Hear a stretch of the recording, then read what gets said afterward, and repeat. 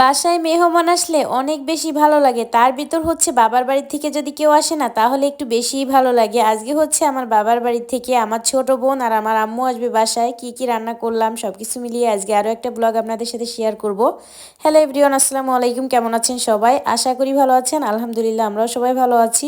আর এই তো সকাল সকাল ব্লগটা শুরু করে দিয়েছি। আপনাদের ভাইয়া হচ্ছে গরুর মাংস নিয়ে আসছিল। আর এখন কিন্তু গরুর মাংসের দাম একটু কমছে। আর গরুর মাংসটা সবারই মনে হয় কম বেশি অনেক বেশি ভালো লাগে, বিশেষ করে আমারও অনেক বেশি পছন্দ। কিন্তু আমার যেহেতু প্রচুর প্রচুর অ্যালার্জি জাতীয় খাবার ভালো লাগে, কিন্তু খাওয়া আসলে ঠিক না, অনেক সমস্যা হয়। যাই হোক, এই তো দেখতে পাচ্ছেন আমি হচ্ছে মাংসটা কেটে নিচ্ছিলাম। আর গরুর মাংসটা না অনেক ফ্রেশ ছিল, টাটকা ছিল।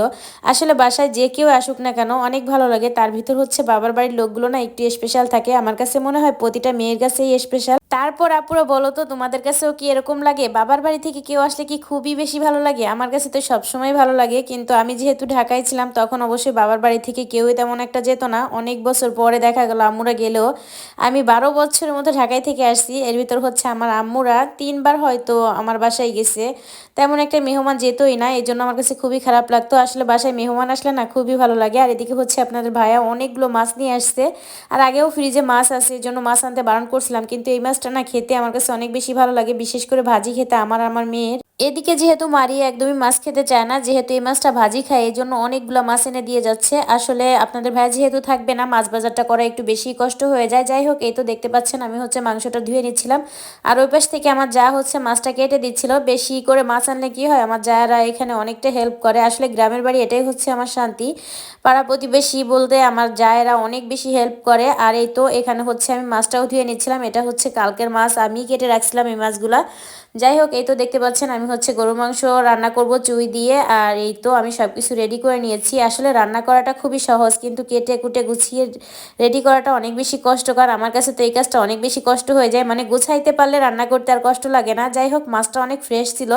আর এখানে হচ্ছে আমি ভাতটা বসিয়ে দিয়ে টুকটাক সব কাজগুলো গুছিয়ে নিয়েছি, দেখতেই পাচ্ছেন। আর এখানে হচ্ছে মাছটা ভেজে নিব, মাছটা ভুনা করব, সাথে হচ্ছে মাংস করব। সহজে যে রান্নাগুলো করা যায়, মাইমুনাকে নিয়ে কাজ করা অনেক বেশি কষ্ট। আমার তো একদমই রান্না বান্না করতে ইচ্ছা করে না, যেহেতু একটু পর পর বাবুকে ধরতে হয়, তার ভিতর হচ্ছে রান্না তো করতেই হবে, খেতে হলে রান্না করতে হবে না, বলেন তো আপুরা?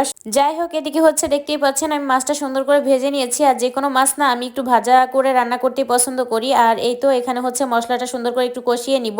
আমি একসাথে সব মশলা আজকে হচ্ছে ব্লেন্ড করে নিয়েছিলাম। যেদিন আসলে একটু ব্যস্ত থাকি সেদিন মশলাটা একটু ব্লেন্ড করে নিয়ে হাতে বাটাবাটি অনেকটা ঝামেলা হয়ে যায়। আসলে বাচ্চাকে সামলানোর সাথে রান্না করা অনেক বেশি কষ্ট। অনেক আপুরা আসলে এটা বুঝবে, যাদের আসলে বাচ্চা আছে, আর যাদের নাই তারা তো বুঝবেই না কি করার।